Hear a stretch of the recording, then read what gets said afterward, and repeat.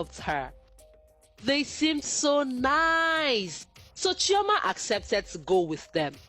However, a few months after Chioma started living with them, the woman got pregnant and eventually gave birth to her own child.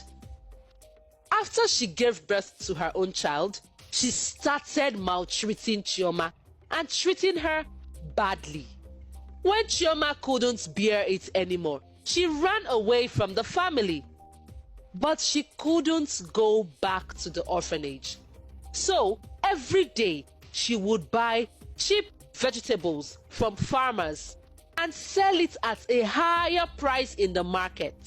But she had no home and was living in an abandoned cabin in the forest. When Angela's henchman came to the market square looking for a maid and promising a very good pay, Chioma volunteered to fill in the position. But she had no idea that she would be the maid to Angela, the most feared woman in all of Salako Kingdom. Unlike the other maids Angela had, Chioma was different. When the other maids were in the company of each other, laughing and gisting and chatting away, Chioma would be seated at a corner all by herself, and this made Angela dislike her. Angela felt Chioma was being proud and arrogant. She didn't know that Chioma had a very difficult and isolated childhood. At every slight mistake, Angela would pounce on Chioma and give her a slap or a beating. Chioma wanted to leave.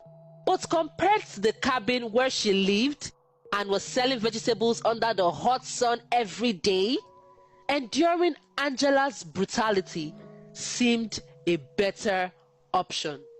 One day, Angela wanted to have a warm bath, so she instructed Chioma to fetch some hot water for her.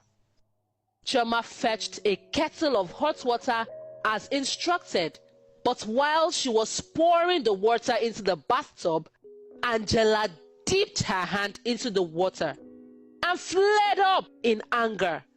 She screamed at Chioma that the water was too hot, and out of anger, she collected the kettle of hot water and splashed it on Chioma's body.